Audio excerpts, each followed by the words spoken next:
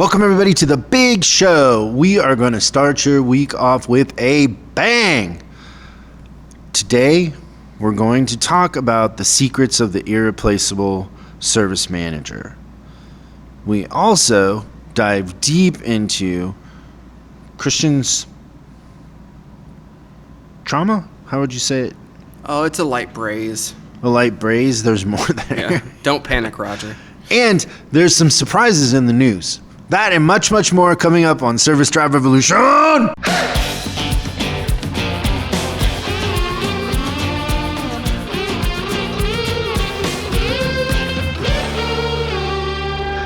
happens today? We're going to the football game.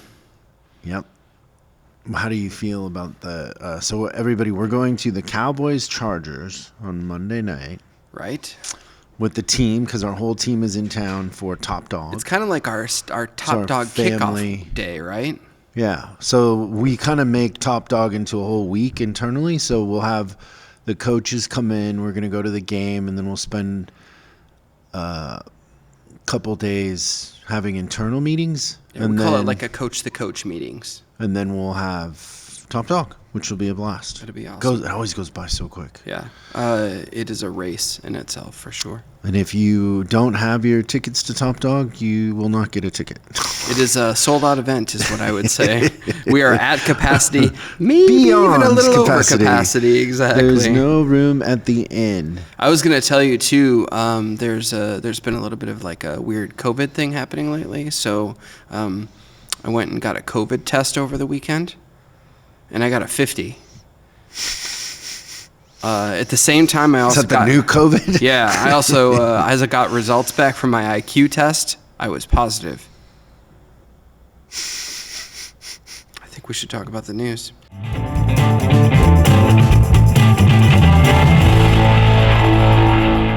So today we have an article out of Car and Driver, and this may shock all of you that have been in the business for a long time, but the NHTSA is proposing that there is a recall of 52 million vehicles due to, if you had to think of the biggest recalls over the last 20 years, Chris, what is it related to? Let me think. What does every car and truck have?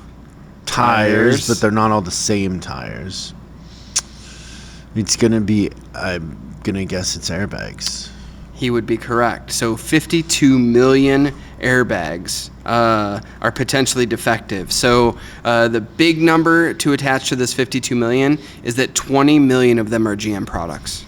Ooh. So just under half. Ay. Yeah. So since 2015, the NHTSA has found 9 ruptures and 2 deaths, which basically means the things exploded on their own and shot metal shards in places they shouldn't go. Jeez, so can you imagine? here's the thing that surprises me about this, though, and I don't know if I'm insensitive, but before you finish this, I'm going to tell you you're insensitive. Okay, great. The only person raised in the Midwest that's insensitive. How does that work? I don't know. It doesn't make any sense at all. But someday we'll get to the bottom of it. But the failure rate of the airbags that they want to recall is 1 in 370,000. And so your thought is that that's not that bad. Unless you're the one. 369,000. You think it's terrible. Just let's say that we're going to Vegas, you and I, for the weekend, and there was something that had the odds of being successful were 369,999 out of 370,000. We're not picking the dark horse. All the one needs is a good lawyer. That's all. Fair. I understand. I'm just saying that, like, we're saying that these airbags are terrible, but like 1 out of 370,000. You're like, I'd take those odds. Yeah. There's so many more components on cars that fail at a much higher rate than that. So I think that that's interesting how they're kind of tuned into, the airbag thing. However, I think about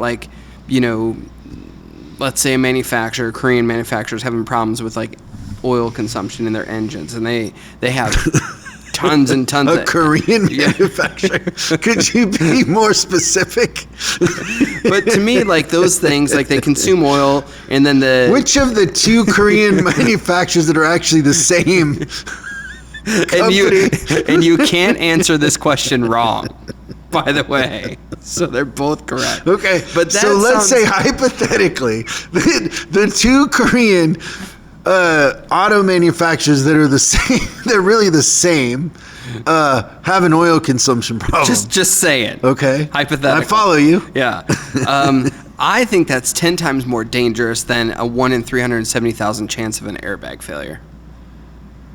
I think nobody's dying from oil consumption. No, but I do think that what happens if the car gets low enough on oil, I would assume that it probably could stall out.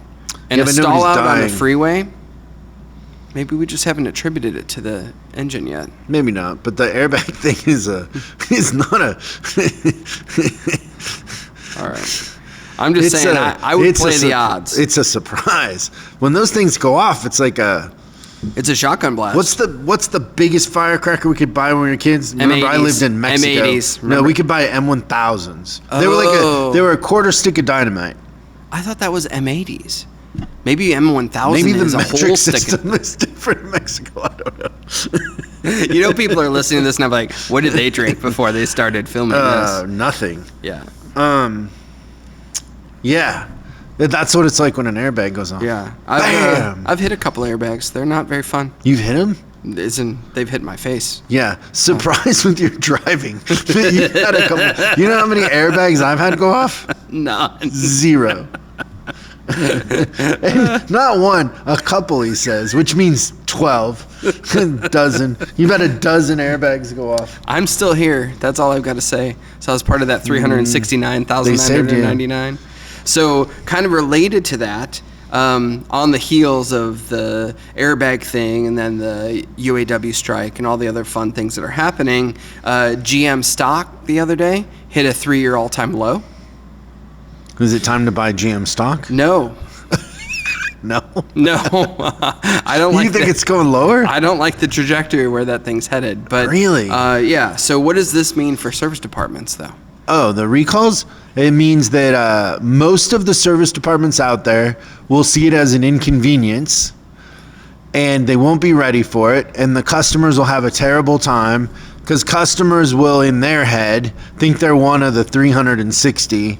They'll want to get in. Yep. They will be booked out. They won't be able to get them in, and then the customers will feel worse about GM than they did before, and there'll be a handful of service departments that gear up for it, inspect every car that comes in that they haven't been seeing, and use it as a chance to gain some retention and to to sell more work. But that will be so far and few between. Yeah. Most of them will just amplify the negative perception the customers have already. Yes, ironically, the odds of the GM store being ready for this event is 1 in 370,000. But I do think that it's a really great opportunity. So if you're a GM store, start prepping now for the fun that's coming down the road. That's inspect every car and figure out why aren't they coming in? Why are they going somewhere else? Right? Yeah. I love Takata time. I mean, there's two things that give dealers a huge advantage when you just talk about direct to the service department. Like that, they have a lot of advantages, but there's two big ones. One is warranty. Customers got to come back. And two is recalls. Huge opportunity. You said it before, and that's probably the thing that the average store looks at recalls as an inconvenience, and there's some really great stores out there that look at those as huge opportunities. There's no way you're buying GM stock. No. I'm out. Would you buy crypto first? I have crypto. You do? Yeah. Let's just say I have a lot of crypto, but not a lot of value to it. No joke? Yeah. I didn't know that. Yeah, it's worth 20% of what I paid. Oh, yeah. Almost to the point where it's so worthless, I just keep it. Really? Just I because bought zero crypto. I don't blame you. I don't know. I don't know what I was thinking. I'm clearly not an investor, like somebody that I'm not playing the market. I don't know everything that's going on, so I should only go with sure things, which I've done that too. I tend to do very small amounts of trades, but big. Like the Tesla trade that I Yes. did. That was great. Yeah, more than doubled the money. But I'm not like... I also made a bunch of money on Facebook for a minute and then got out. So you got in, made a bunch of money, and then got out? Yeah. Same as the Teslas. I just knew it was way undervalued, and it was. Yeah. Now, if you'd kept it, would you have gotten a lot more money? You know what? I don't know, because I never... Well, I mean, once I it's never done, looked that's at it. almost torture to go back and look because you don't have the Yeah, stock, so it's I know. irrelevant. But yeah, But I I'm would all buy about more that. Tesla, I think. Yeah, I have gone back since we made those initial purchases and bought more. Tesla? Yeah, Yeah. But no GM. not GM. It's way cheaper to buy GM stock. That's for sure. What is it? $30 a share Yeah. versus Tesla was $260 the last time I looked at it.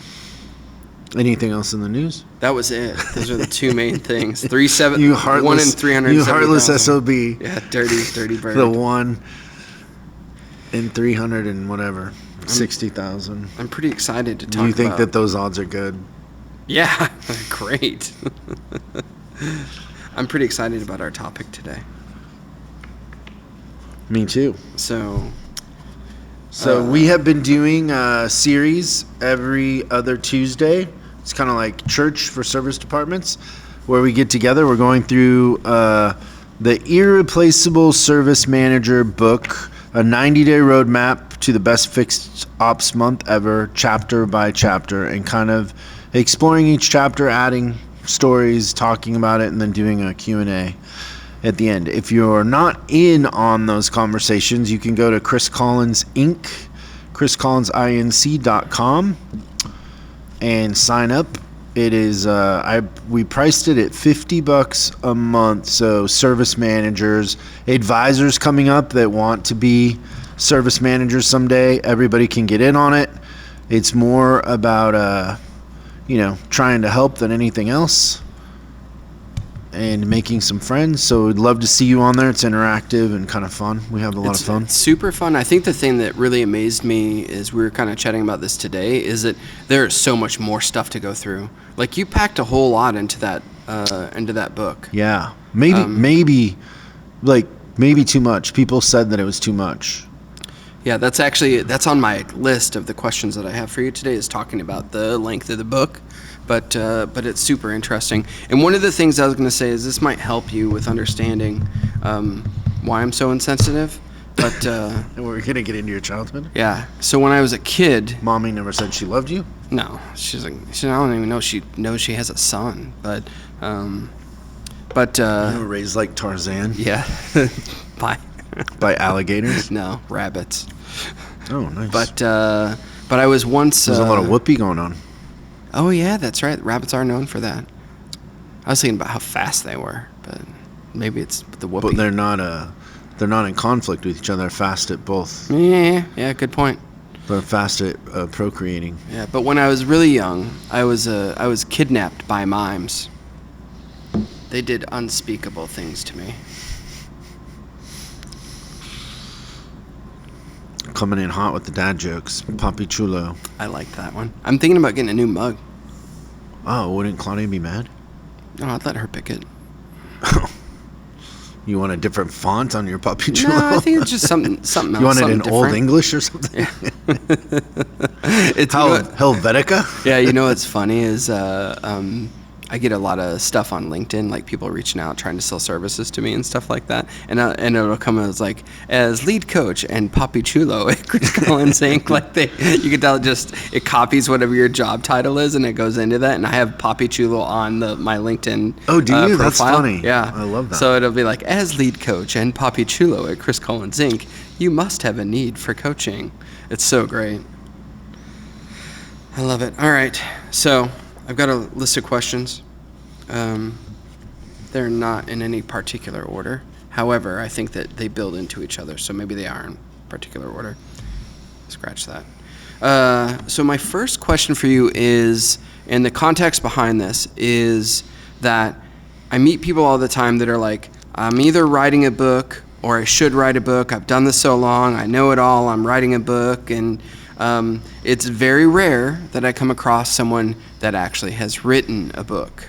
So what is it how did you get started? Like, I wouldn't even know where to go to like get a book published, to be honest with you. So how do you remember like that initial thing that says, oh, I'm going to write a book and it's going to be about this, and here's how I'm going to get it done?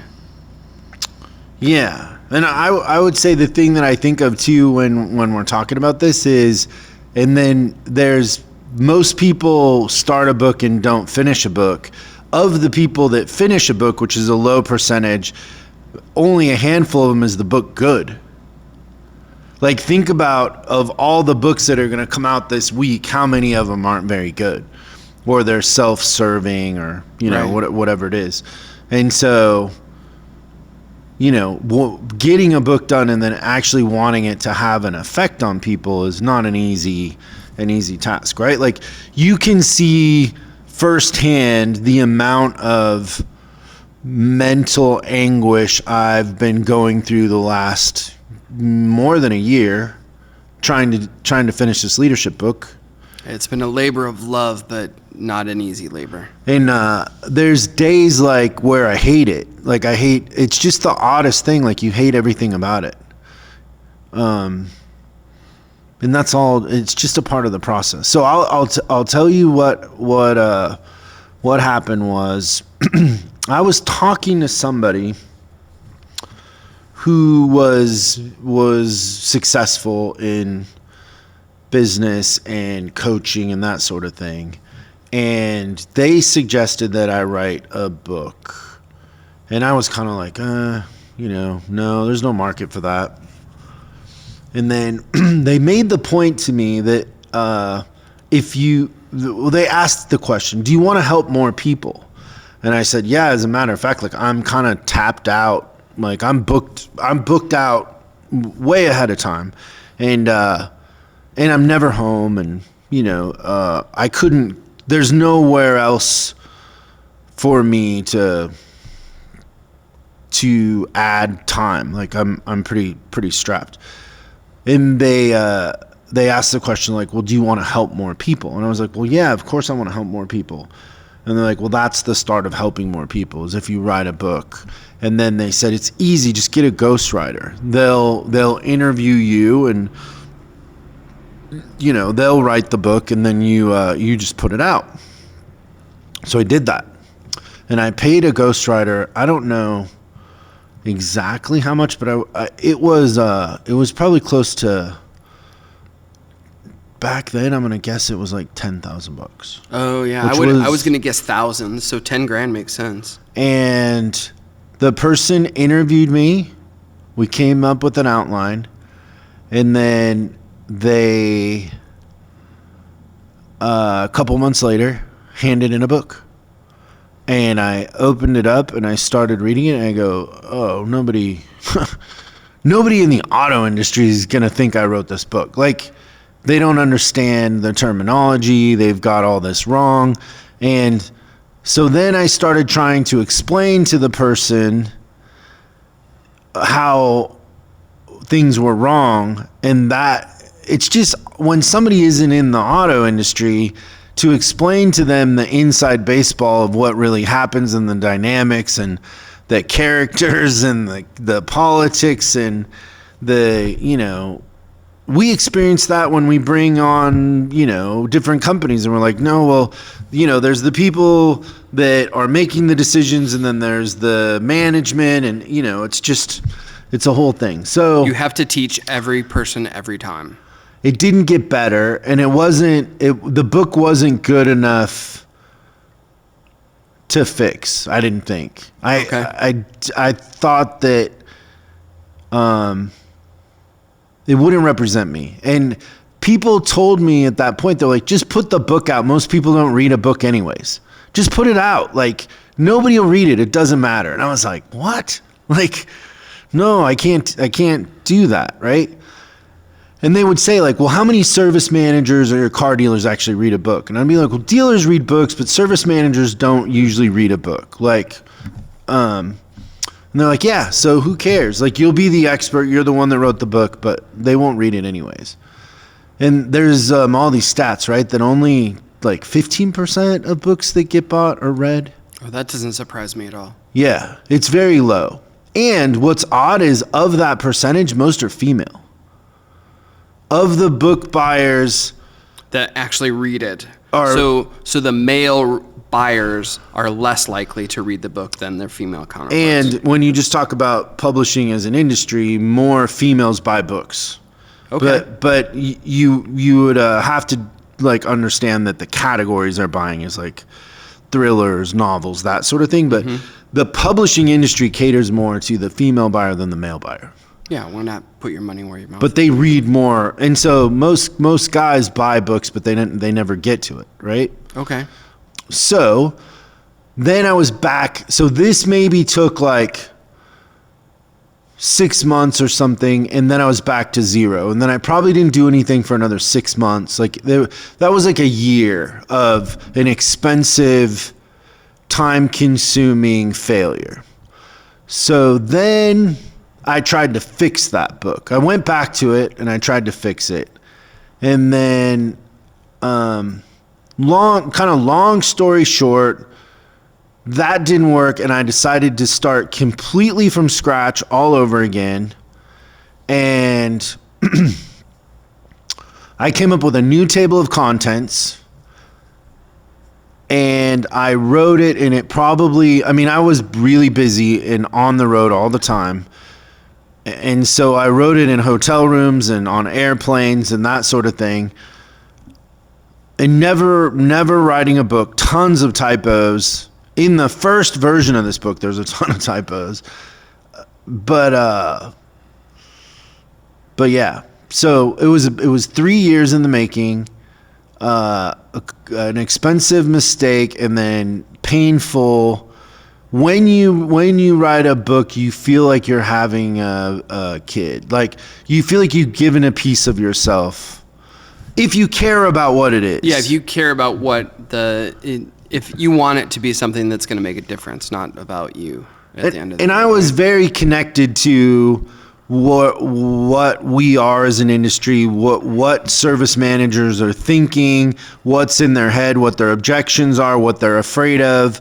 I mean, for the most part, they're not that different. And so I very much had them in my mind, like, hey, this thing has to do this, this, and this in order for them to have some sort of outcome. My goal wasn't to sell the book. My goal was to have an outcome if somebody bought it. Okay, which probably rolls me into this next question. I bet it's the same exact answer. So when you and I met many moons ago and you gave me the book, you had said a phrase to me that I still remember to this day, that it's a 2-cup of coffee book, which I thought it was interesting because I'd never heard anybody describe a book like that. Is that kind of along the same lines of when you wrote it, you wanted it to be something that could make a difference? Is the length of the book have something to do with it? Yeah, so back to people telling me that most people won't read a book. Yep. That really scared me. And then I started thinking about it, and most of the time, like you've experienced this being around me, most people haven't read a book until they met me and I suggest a book. Right. And so people around us read a lot of books, but we're influencing that. Even with I don't know how many of our coaches would read books if we weren't doing book reports and all that. Some of them do, but I would say the average, they wouldn't. And so I was really afraid. So then I thought, okay, if I want service managers to read the book and I want to give them value and I want to inspire them and give them some things they never thought of or some tools, then I need to get right to the point. Here's the other thing in designing books that you're kind of told from people that make books is, don't give them the answers. Only agitate the question. And I was like, no way. And now if I get a book and I'm on chapter 2 and I can tell that they're just agitating the question, they're not really giving you an answer, I toss it. I'm not going to finish it. So they're like, no, what you want to do is get them excited so they hire you. Yeah. That's the goal of a book, is to be the expert, agitate the question, but for them to get the information, they got to hire you. And we've always had the approach, even with this show or our YouTube videos or whatever, is we give away better content than people charge for. Yeah. Which I would say in our industry, we've surpassed that. I don't know how many people we meet that never have spent $1 with us and have gained tons of value and say that we've changed their life and made a huge difference just from the free content out there, which is fun. And so I thought, okay, then I got to design this book in a way that's easy and friendly. And so at the end, and this was like killing your babies, they always say, I took out 3 chapters. The one chapter that I took out that I do remember, I don't remember what the other 2 were, was time management. And it just didn't seem to fit. Like it didn't, it could be there, it could not be there, but it didn't seem like this is a how-to book, and time management is more of a philosophical idea, or the way I understood time management then was. And then I did something else, is I made the font bigger, understanding that if somebody gets in the rhythm of easily turning pages, they start to feel success, and if they sit down for a couple minutes and they're all of a sudden, this far in, and they've learned something, somebody who's never read a book or isn't in the habit of reading books is like, oh, this is easy. Like, this isn't hard. I was trying to take away all of the friction and create an experience that somebody would feel like, oh, I'm gaining knowledge, and the feeling of flipping the pages. Like sometimes, you pick up a book and you can read the first page for 10 minutes. Yeah. I didn't want that. I wanted them to be 2-minute pages, where every 2 minutes you're looking at the other thing and then you're flipping. So the font's a tiny bit bigger. It's funny, we're formatting some books right now, and I told the designer, I go, make the font a little bigger. And they're like, you can't do. I'm like, Yes, you can. What are you talking about? I'd rather have more pages at the end and have somebody get in the rhythm and feel like they're getting ahead than stuck on there's just something satisfying about flipping pages. So I thought in the design of the book to consider the unique person reading it and their experience, and try to create an experience that would give them value and make them feel like they were accomplishing something. Yeah. And so it's a 2 cup of coffee book. Like over a couple cups of coffee, you can finish this book and get tons of value. Yeah. So as someone who read it, it was the first book that I'd read in a long time. I'm not an idiot, but I'm not an avid reader, or I wasn't an avid reader at that moment in time. The unintended byproduct of that was self-esteem. So what I got is I was a person that could read and understand books. And then it just started me down a journey where I haven't stopped since that particular book. Do you know what my second book I read was? No. Art of War by Sun Tzu. Also an easy read. Yeah, and different. That book, in a sense, is an easy read, but you stop and think. So you read it and you got to stop and think about it. Yeah, so I didn't rush that, but I never would have got to that without IRSM, without Irreplaceable Service Manager. I never would have got to Sun Tzu. I didn't know that. That's cool. Well, that was the intended result, right? Was to make whoever picked it up, to make them feel like they were accomplishing something. Yep. And not that it was a daunting task. And then if I gave them the whatever information I understood at that point, if I gave them that information and they had value, and it wasn't shielded by, hey, you gotta go buy something to get the answer to this, but actually here's what's working, like here's what I know at this point. And they feel the 2 combined, I think, is what makes it work, is the success of reading a book and then the absorption of new ideas make you feel like, oh, okay, this is an experience that I feel has made me better, which was my intent. Yeah, I think that you hit it right on. You're the second person in 2 weeks that's told me about the whole satisfaction of the turning the page thing too. Oh, really? Who else? My son. So he's 11, and when he was a kid, loved reading books, and now he's kind of really started to get back into it. I'm like, what is it that you love? Because he's a machine now. He'll just keep reading and reading and reading, and he's like, Dad, every time I turn the page, I've finished and won something. Every time he turns a page, which I think is so great.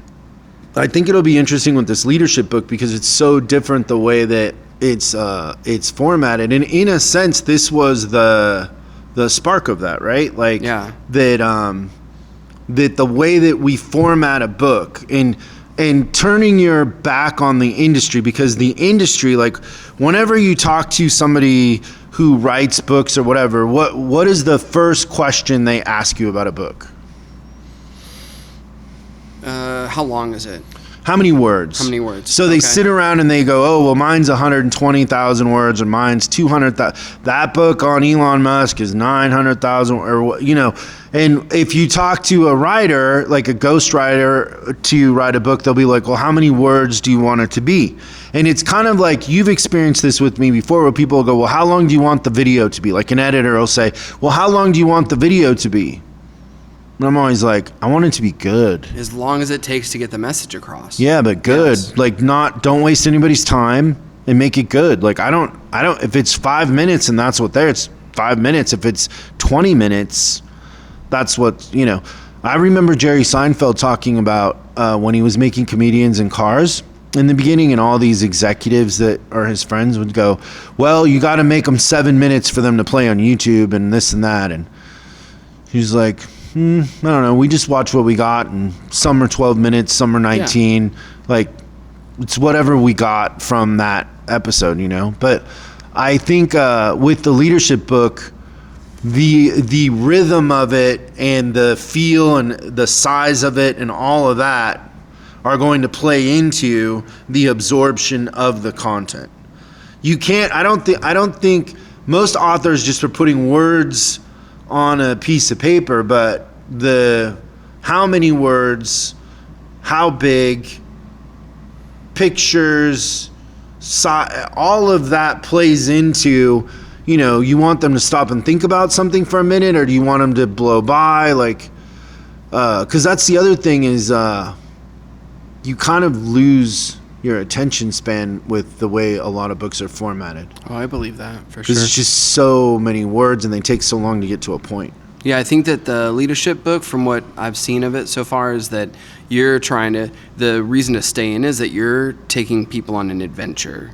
And it's almost like it's what's next when you turn the page, as opposed to like you have to keep continuing the story. It's like, oh, this is a story, but there's something else coming along with it. It's super visually appealing. And this book's kind of the same way. Like it's easy the way that you hop from one subject to the next. Which brings me to my next question might be hard to answer, but do you have a favorite part of the book? Is there a part that when you look back at it, it's like, oh yeah, that hit home exactly how I wanted it to? I mean, I have this deep love for the time that this book was created, in a sense that there was this tight group of managers we called the Secret Service Society. And I dedicate this to them in the beginning. Mm-hmm. And the motto at the beginning is like what we used to read before every meeting. But I think that the motto and that feeling of, I don't know, I think that it's funny how accomplished most of those managers have become, but they were accomplished then, really, in a sense. But like you think like a small group of people can't make such a difference, but I mean, it's funny, you really can. And how hard and smart they were, how hard they worked and how smart they were. But I think that is when I think of this book, I genuinely attribute a lot of the content in here to what we figured out in feedback loops of trying things and not accepting the status quo. Yeah. Like nobody in that room was opposed to trying something if it made sense. And they were all trying to up each other in performance, and everything was based on the customer experience and net profit. So none of the stuff in here is idealized, which I've always had a disdain for consultants and idealized ideas when, you know, people say, oh, you got to pay your advisors on gross. Why? Well, and then they don't know why, but because they heard it at a 20 group, but it doesn't make any sense. Or, you know, people that sit around and argue about proficiency and efficiency and all that, like there's none of that. And there was none of that in that room. They were so hardcore, like to not waste their time with that sort of stuff. And so that's number one. And then a close second is the chapter with Mr. X, James. Yeah, that's great. It's, I think my favorite thing about what you just said is that when you think back to the Secret Service Society, is the amount of people that were in that room 13, 14, 15 years ago that are still involved in our program today. Yeah, they're in coaches. one way or another. They're coaches. Some of them are coaches. Some of them are still clients. Isn't it funny when people are like, so tell me about your coaches. What do they know? And you're like, you have no idea how good our coaches are.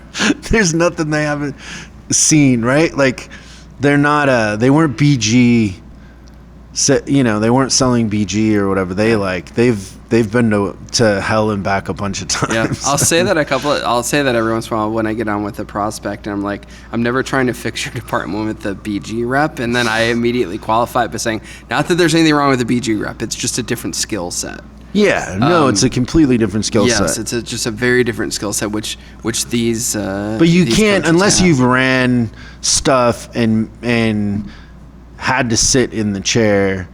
You don't have the empathy for the person sitting in the chair that our system requires. That's right. Because there is a degree of empathy that's needed in order to get the result. Nice. All right, so this is a little bit more of a personal, not necessarily a book-related question, but I'll ask first, and then I'm going to give my observations of what it's been like. But how do you usually respond when someone comes up to you? Let's say that like this Top Dog event this week, it's going to happen. You already know, you're prepared for it. When someone comes up to you and like maybe they're holding the book or asking you to sign the book, and they're like, Chris, thank you so much. You've changed my life. How do you respond to that? I mean, first of all, a lot of times when people do that, they feel like they're inconveniencing me, which I never want anybody to feel that way. Like if you know, me signing a book makes, you know, them happy, I want to do it, but I'm more curious about them and the connection and, you know, who they are as a person. It is interesting or hard. You and I we talked about this when we were up at the lake, is like even this show is designed to feel like we're having a conversation. Sure. And there's no at no point I think do we ever think that we're celebrities or that we're more important or even that we're smarter. We want to be in on the conversation, and we want to keep the focus on the things that matter. But yeah, I guess I always just hope I can make people feel comfortable. And then the other side of this is, if you put this much work into something with the intention of it having an effect on people, you can't be surprised when it works. Yeah, which I would say... It's intentional. Like, I intentionally created that outcome, and I worked very hard to do it. So I'm never surprised. Yeah, I don't know. There's deep answers to this sort of stuff that I don't really understand. But, you know, a lot of times when I go somewhere, people think I'm a celebrity. Yeah. But I'm not. Like, unless you're in the car industry or you listen to Business Outlaws or whatever, you know, I'm not a celebrity, like, right? And what kind of celebrity do they think I am? Like, people will say it to me all the time. They'll be like, you're famous, and you're a famous what? Action star. No, artist. Oh, that's great. They'll always say, you're a famous artist. And I'll be like, actually, no, I'm kind of in I do art and all that, but I'm in the car business or whatever. And they're always like, what? So the way people perceive things, and I think the presence that you bring, if you're authentic about what you're doing and confident, people perceive you to be something either way. Does that make sense? Yeah.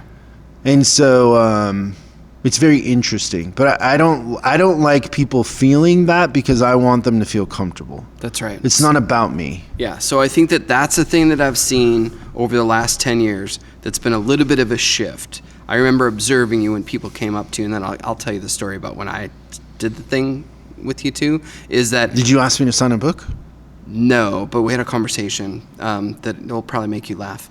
And first off, you're always super gracious. And then the thing that, and you even told me this a couple of years ago, probably before I started coming on the podcast, because I think that you had an idea that there would be some sort of, like, I had to be mentally prepared if someone came up and talked to me. But you're always said, get ready because people are going to ask you to sign stuff. Yeah. So. And how long after that did that happen? Not long. It was pretty fast. But you always were like really gracious. You always signed, and then there was a lot of like thank you, and like you kind of shook your head and everything like that. And now when I watch you and someone comes up to you and it's thank you, and oh, did you have a favorite part, or you're trying to get where are you at, like you actually do what I call petting the dog with the person that asked you, which probably they leave being like, oh my gosh, he actually was interested in me. And it's all about them when someone comes up and they interact with you.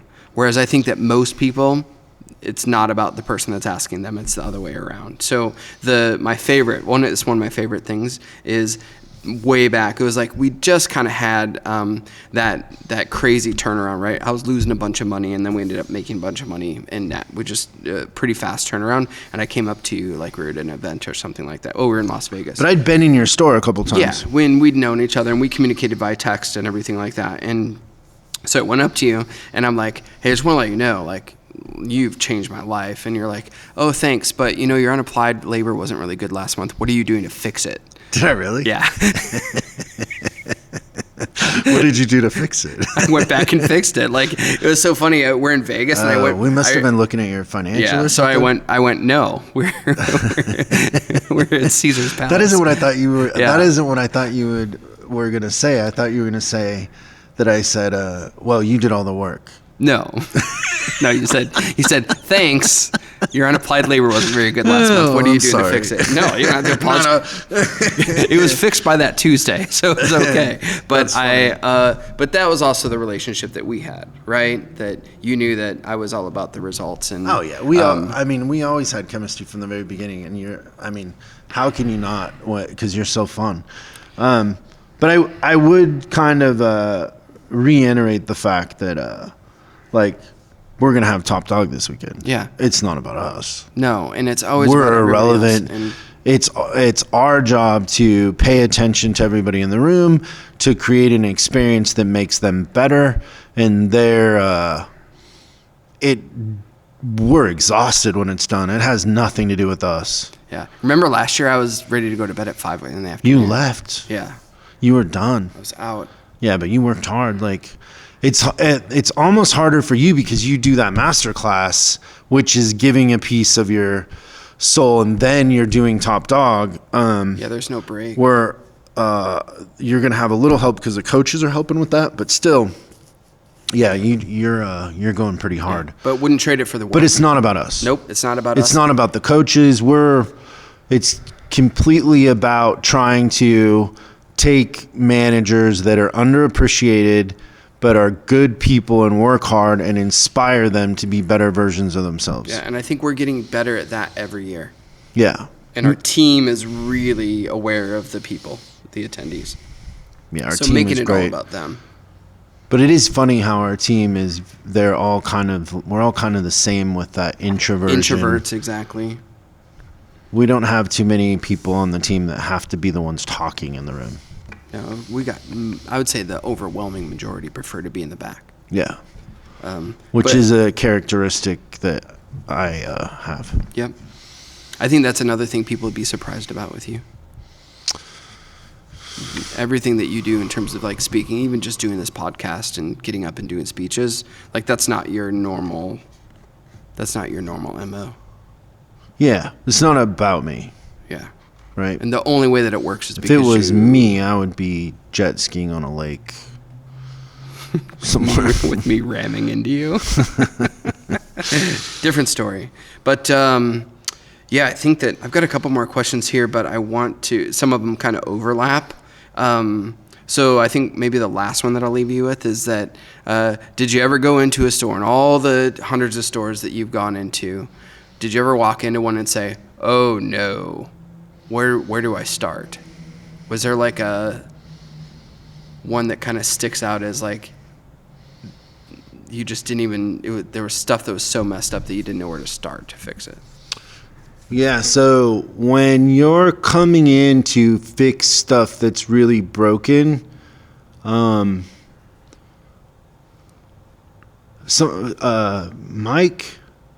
Kahn, the car dealer, he was pretty well known here, and then during 2009 he lost his dealerships and was in a kind of a lawsuit, but pretty kind of a smart guy.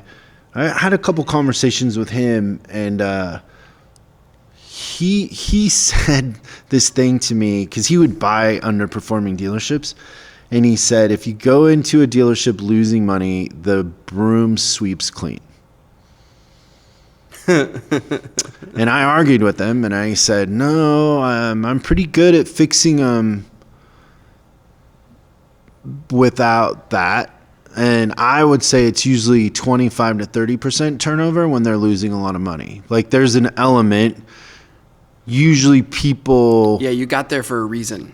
Like, if the parts department's missing a bunch of transmissions and there's a bunch of warranty fraud, those people probably have to go away. But if people are well-intentioned and you just put better systems in place and give them some structure, it's pretty easy. But there have been times that I've gone into dealerships that were broken, and there was so much that had to change so quick that literally people were threatening me. Like there was a time in Texas where some of the techs were, when we're talking about middle of Texas, like you can watch your dog run away for 3 days, open ROs on trucks that had been there a couple years. Some of the trucks were there, some weren't. Clearly they were running their own They had a thing out of the back. Yep.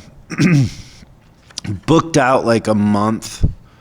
Effective labor rate of like $79 and burning through money. And they literally were like, hey, you don't understand, but our market's different. No, you don't understand, but people that mess with us end up in a garbage can. Oh, that kind of you don't understand. Yeah. So you sit in your hotel room and you kind of are like, wow, like I've bitten off more than I can chew, right? You also will have people that are doing a terrible job at their job. They're blaming everything else for everything. And then they will tell you that you're ruining their life, you're ruining their kids' life. Like, they will say all this stuff, and it's very hard to not be affected in one way or the other, even though they're wrong, and even though the quicker you get past it, the quicker you get progress. When you're running a department that is losing money, one of the biggest disease, I guess you would call it, in that is entitlement. Because if people are allowed to continue underperforming and they're still getting overpaid for it, they become entitled to that. They never see the financial. They they're not aware of how bad things are going. The communication from when the financial statement is printed into the people on the front lines is usually zero. There's nothing. They don't know. And so it's a complete oblivious. surprise when somebody comes in and says, "Oh no, you're completely messing this up and underperforming." There's no world where an advisor can sell $5,000 in customer pay in a month but because there's 6 advisors doing that, and that's their little world, and nobody ever sees outside of that world, and half of them started there and they've only ever worked there. Those moments are the hardest when you're the first one to come in and shine a light on the entitlement, the complacency, the mismanagement, and you just pull a string and all this other stuff falls, right? So if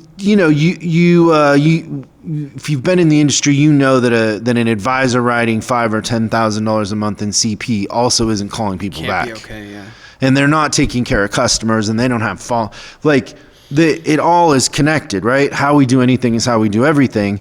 And so when you have a shop that is complacent, half of the techs are on guarantees because nobody wants to work there, and the advisors are getting paid way more than what they're producing because they just wanted to.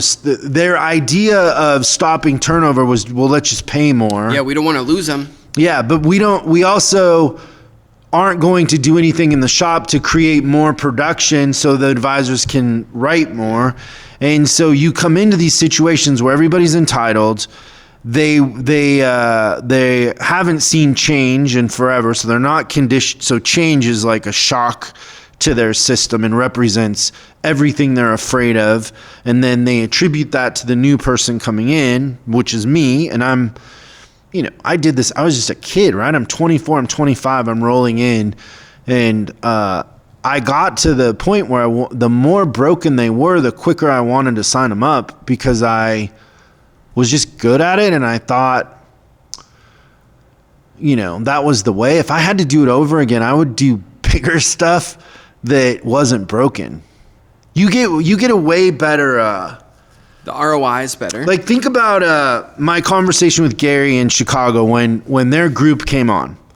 And he's like, listen, our store is the top performing store, and you'll fix these ones that are underperforming. But and I said, Gary, believe it or not, and if I'm wrong, you can hold me to it, but actually you will see the biggest increase because you're already going. Yeah.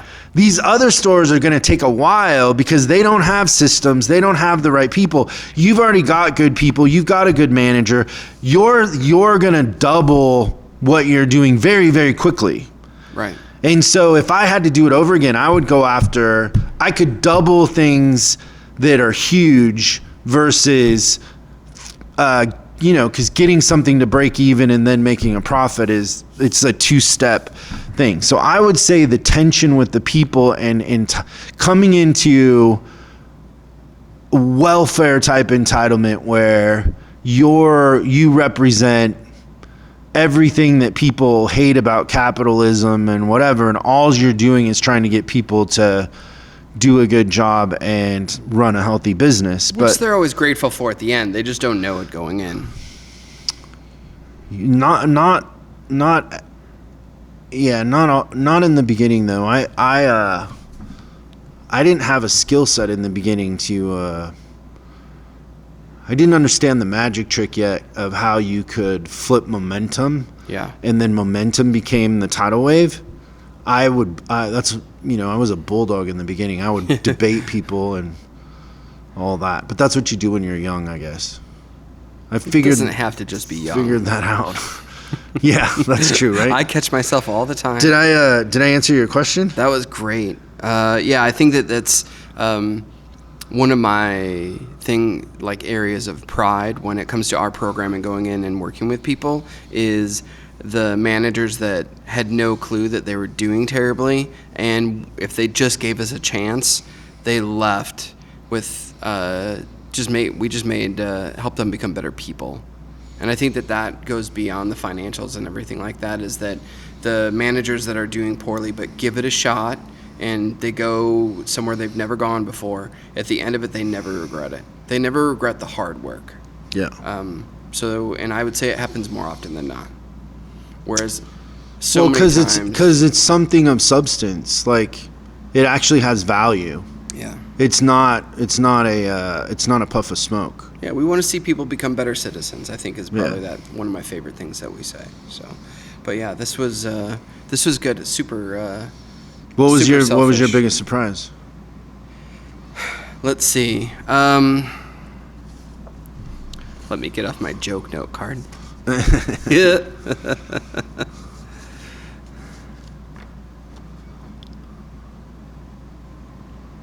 Probably, I think my favorite or my biggest surprise is that actually, and maybe it's not now, but I love that your favorite part is the part about James.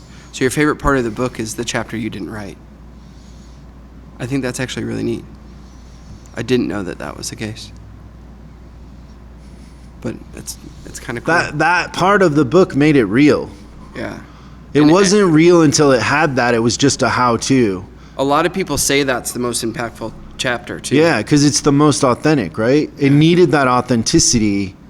I mean, I felt like I had it, but I didn't know writing a book how you do that. Like, that was a late addition. Yeah. I'm so glad you put it in there, and so early in the book that it really set the tone for the whole thing. Like, I remember feeling like it specifically, like a little thing about James had an issue with tech meetings, and almost everybody that's read the book has had an issue with tech meetings, but James was me, and I think he is a lot of other people that are at that point when they're reading that book. Yeah, it's funny that. See, now if I had to write that chapter, that wouldn't have been the thing that I would have put as the biggest pain point. But man, it sure does connect with people. Yeah, tribute to James. Yeah, the pizza, the whole thing. See, I would have thought more about the financial statement. Yes, you would have. And unapplied labor. Right? That's so funny that I said that. I love it.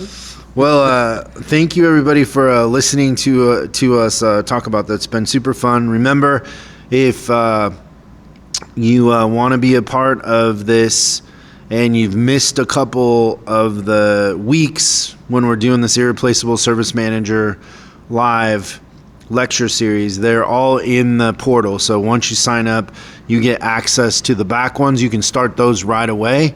And then every other Tuesday, we're going through a piece of this, and we're just starting to kind of get into the meat. We're through the first quarter, but we're getting into the meat and potatoes of it. So don't miss out. We would love to have you there, and want to give you some ideas and inspire you. And being a service manager can be a lonely place, and you're not alone. We're here, and we'd love to contribute in any way that we can that will help you see things a little different, or get some new ideas, or just be around like-minded individuals. So don't hesitate. It's at chriscollinsinc.com, and there's a tab there at the top, and you'll get a little pop-up. Yeah, the tab says IRSM Live. Thank you, and we will see you next time on Service Drive Revolution. Thanks so much for watching this episode of Service Drive Revolution. We're uploading new stuff every day, so make sure you subscribe and click the bell icon so you don't miss out. If you have a question you'd like us to answer on the show, call 8333-ASK-SDR and we'll answer your question on the show. That's 8333-ASK-SDR.